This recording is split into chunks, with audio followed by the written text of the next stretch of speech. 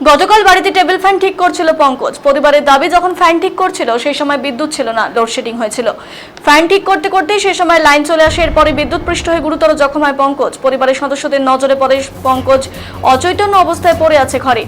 হাতে যেখানে বিদ্যুৎ শক লেগেছিল ক্ষত হয়ে যায়। সেই অবস্থায় তড়িঘড়ি তাকে সুপার স্পেশালিটি হাসপাতালে নিয়ে যাওয়া হলে চিকিৎসকরা জানায় যুবকের মৃত্যু হয়েছে। ঘটনাকে কেন্দ্র করে এলাকায় শোকের ছায়া নেমে এসেছে। কোতোয়ালি থানা পুলিশ ঘটনা তদন্তে।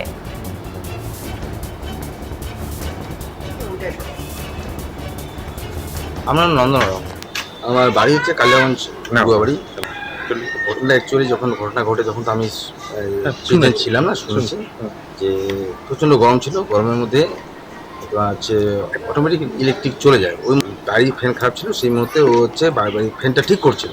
করার পরে অটোমেটিক লাইনটা চলে যায়। চলে যাওয়ার পরে কোনো কারণবশত হয়তো মনে হয়, যেটা আমরা অনুমানিক করছি, যে ফ্যানের সুইচটা হয়তো দেওয়া ছিল। তো হঠাৎ করে আধা ঘন্টা 1 ঘন্টার পরে যখন লাইনটা চলে আসে তখন সুইচটা দেওয়া ছিল। তখন ওই অবস্থায় আর কি শর্ট সার্কিটটা হচ্ছে, ইলেকট্রিক শর্ট লাগে। তারপরে বাড়িতে লোকজন ছিল, ওই সময় তো কেউ বুঝতে পারেনি। যখন পড়ে গেছে তখন শব্দ পাইছে, তখন দৌড়ায় এসে দেখছে যে না ভাই ইলেকট্রিক শর্ট হয়েছে। তাড়াতাড়ি করে সব এসে করে হসপিটালে নিয়ে গেছে। হসপিটালে নিয়ে যাওয়ার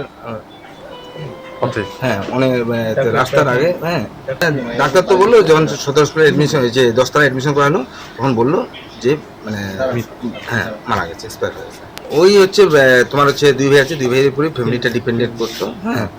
তো এবার ছোট ভাই আছে একটা, ওদের উপরেই ফ্যামিলিটা ডিপেন্ড করতো। আমাদের হচ্ছে এই কালকের যে অবস্থা, তাতে তো মানসিক আমাদের কারো ঠিক নেই। তো আমরা চাচ্ছি যে দেখি ইলেকট্রিক ডিপার্টমেন্টের সঙ্গে একটু কথা বলবো, অ্যাপ্লিকেশানের সঙ্গে যা দেওয়ার দিব। ইলেকট্রিসিটি বোর্ডে যারা আছে তাদের সঙ্গে অবশ্যই আমাদের অ্যাপ্লিকেশন করতে হবে, কথা বলতে হবে, বলে যদি কিছু আর্থিক সহযোগিতা করেন। ছেলে চলে গেছে, ছেলে তো আর ফিরে পাওয়া যাবে না। তো